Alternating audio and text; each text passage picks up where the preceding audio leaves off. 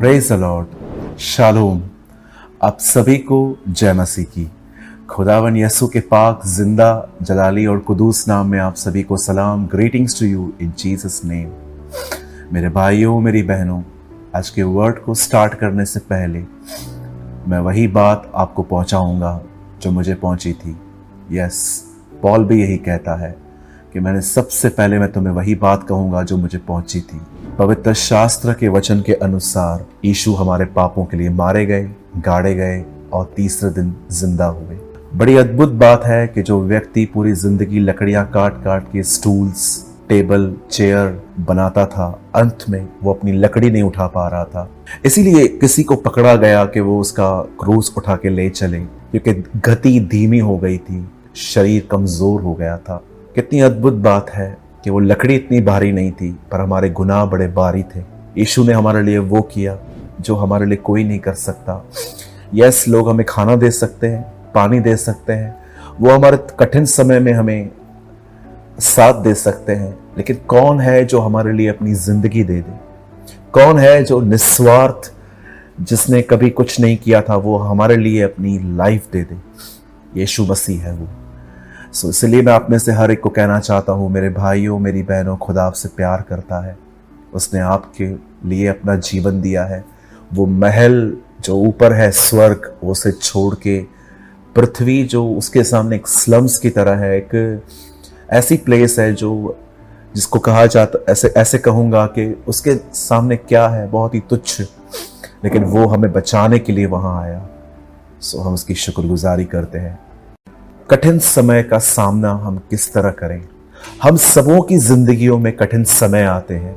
अगर आप एक बच्चे से पूछें तो उसके लिए कठिनाई होती है जब वो स्कूल जाता है। जब हम कॉलेज में जाते हैं तो वहां पर अट्रैक्शंस आते हैं। जब हम नौकरी में जाते हैं तो आप देखिए बहुत कुछ अनफेयर होता है, पॉलिटिक्स होती है ऑफिस के अंदर। या कभी कभी आपने देखा होगा कि जब हम शादी कर लेते हैं, मैरिज के बाद बहुत सारे कठिन समय आते हैं, बिजनेस में कठिन समय आते हैं। कई बार तो ऐसा होता है कि आपने कुछ नहीं किया तो भी आप सफर कर रहे हो। बस कई बार हम अपने आप को समझाते रहते हैं, सब ठीक हो जाएगा, सब ठीक हो जाएगा। मैं अपने जीवन में ऐसे समयों में भी गुजरा जब मुझे ऐसा लगा कि मुझे सुसाइड कर लेना चाहिए, क्योंकि कुछ ठीक नहीं हो रहा है। मैं विश्वास करता हूं कि आप भी अपने जिंदगियों में कई बार ऐसे समयों से गुजरे होंगे, या हो सकता है इस समय आप मुझे इस मोबाइल से या अपने इस कैमरा से आप मुझे देख रहे हैं और स्टिल आप कठिन समयों से गुजर रहे हैं। और आज मैं थोड़ी सी प्रभु के अनुग्रह से मैं आपको समझाना चाहता हूं कि क्या करना चाहिए जब हमारे जिंदगियों में कठिन समय आते हैं। आज से बहुत साल पहले बाइबल बताती है प्रभु यीशु मसीह हमारे बीच में आए थे।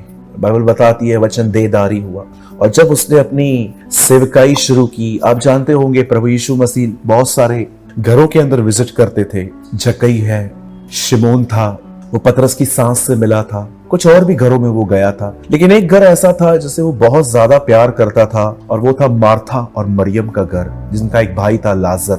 बाइबल बताती है एक दिन लाजर बीमार पड़ा और उसकी बहनों ने यीशु को संदेश भेजा कि जिससे तू प्रेम करता है वो बीमार है। उन्होंने ये नहीं कहा कि हम आपसे प्रेम करते हैं, चले आओ, पर वो कहती है जिनसे आप प्रेम करते हो वह बीमार है। क्या एक खूबसूरत बात है कि हम समय हमेशा उस प्रेम पे निर्भर रहें जो खुदा हमसे करता है, क्योंकि हमारा प्यार हमेशा फेल होता है, लेकिन उसका प्यार कभी फेल नहीं होता। इसलिए आपने देखा होगा, जिसने ये वादा किया था कि मैं तेरे साथ चलूंगा चाहे मरने को भी नौबत क्यों ना आए, वही 3 बार इनकार करके भाग गया, क्योंकि वो अपने प्रेम पर निर्भर था। आप जानते हैं, जब मार्था और मरियम ने उसे संदेश भेजा कि यीशु तू चले आ, जिसे तू प्रेम करता है वो बीमार है, तो कलाम पाक कहता है वो और कुछ देर रुक गया, और जब उसे पता चला कि वो मर चुका है तब वो वहां से निकला। और जैसे वो उनके घर में आया तब उसने उनसे कहा, तुमने उसे कहाँ रखा है? तब उन्होंने कहा, प्रभु उसमें से दुर्गंध आती होगी। मैं जानता हूं आपने चैप्टर पढ़ा होगा, जब वहां यीशु गए तो मार्था कहती है, यदि तू होता तो हम कभी इसमें न गुजरते, कभी मेरा भाई न मरता, लेकिन अब भी तू खुदा से कुछ मांगे तो तेरे लिए करेगा। और यीशु ने वहां पर कहा, क्या मैंने तुमसे नहीं कहा था, यदि तू विश्वास करेगी तो परमेश्वर की महिमा को देखेगी। मेरे भाइयों, मेरी बहनों, मैं आप में से हर एक को बताना चाहता हूं, यीशु मसीह इस घर के अंदर दूसरी बार आए थे। इससे पहले आप पढ़िए तो वो कलाम पाक कहता है, एक बार पहले भी वो आया था, वहां नहीं लिखा है कि वो क्या बोल रहा था, लेकिन इतना है कि मरियम उसके चरणों में बैठ के उसको सुन रही थी। उसने क्या कहा था? उसने वही कहा था, यदि तू विश्वास करेगी तो परमेश्वर की महिमा को देखेगी, यदि तू ईमान रखेगी तो जलाल को देखेगी। यह कलाम यूहन्ना के 11 अध्याय के 40वें वचन में लिखा गया है। वो उन्हें कहता है, क्या मैंने तुमसे नहीं कहा था? आप जानते हो, मरियम को प्रतिज्ञा मिली थी, मार्था को प्रतिज्ञा मिली थी, लेकिन जब तकलीफ आई तो वो उसे पकड़ नहीं पाए, वो गमों में डूब गए। आज भी आप जानते होंगे, हम कई बार रविवार को वचन सुनते हैं, हम प्रार्थना भी करते हैं, हम बाइबल भी पढ़ते हैं, लेकिन जब तकलीफ आती है तो हमारा मन दब जाता है, हमारा मन कच्चा हो जाता है, सारे नकारात्मक ख्याल हमारे अंदर घुस के आ जाते हैं, परमेश्वर छुप सा जाता है। लेकिन यीशु यहां पर आके उस बहन को कहता है, क्या मैंने तुझसे नहीं कहा था? यदि तू विश्वास करेगी तो परमेश्वर की महिमा को देखेगी। और आप आगे की स्टोरी जानते हैं कि वो जिंदा हो गया था। मेरे भाइयों, मेरी बहनों, जीवन में बहुत बार कठिन समय आएंगे और उन कठिन समयों में आपको एक काम करना है, आपको अपना ध्यान उसकी कही हुई बातों पर लगाना चाहिए। बाइबल बताती है कि इब्राहिम अपने जब इकलौते पुत्र को मारने के लिए जा रहा था, तब उसे एक ही बात पता थी कि परमेश्वर ने कहा है, इसहाक से ही मेरा वंश चलेगा। भले ही मैं इसे मार दूं, पर परमेश्वर ने कहा है वंश इसी में से चलेगा। इट मीन्स यदि ये मर भी जाए तो परमेश्वर इसे जिंदा करेगा।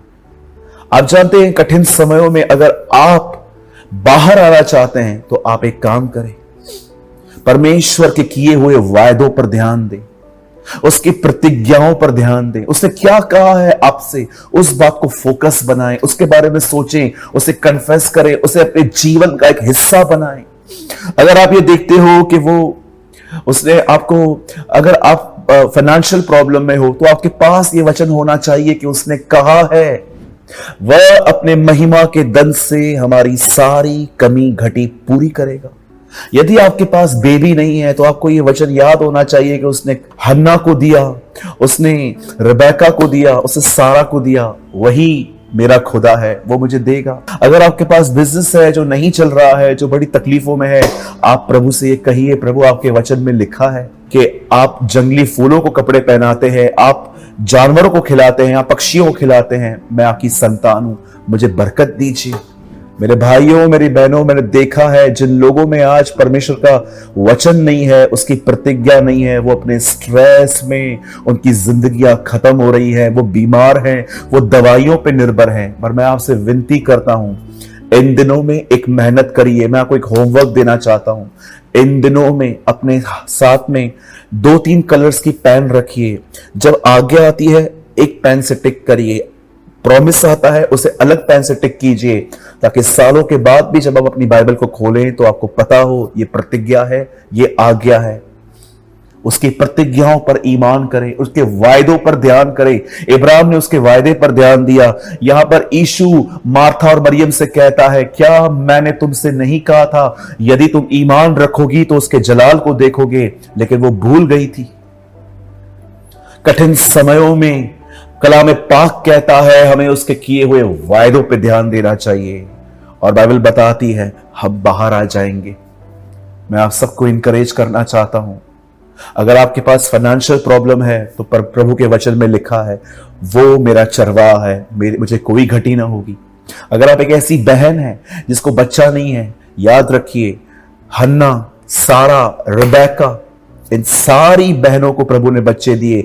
आप कह सकते हो प्रभु आप कभी पक्षपात नहीं करते, आपने उन्हें दिया, आप मुझे भी देंगे। अगर आपके ऊपर कोर्ट केस चालू है, आप निर्दोष हो, आप प्रभु के साथ कह सकते हैं प्रभु यूहन्ना में लिखा है तू हमारा सहायक है, इंग्लिश में लिखा है ही इज आवर एडवोकेट, तू मेरे केस को लड़ खुदा।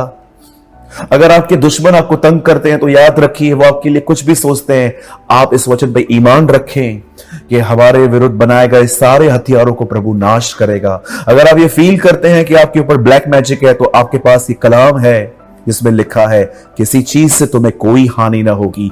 परमेश्वर ने आपकी हर सिचुएशन के लिए कुछ रखा है बाइबल में, उसे खोजिए, और उसको अपना ध्यान का केंद्र बनाइए, उस पर ध्यान दीजिए, उस पर विश्वास कीजिए, उसे कन्फेस कीजिए, मैं यीशु मसीह के नाम से कहता हूं, आप बाहर आ जाएंगे, विजय विजय पाकर बाहर आएंगे।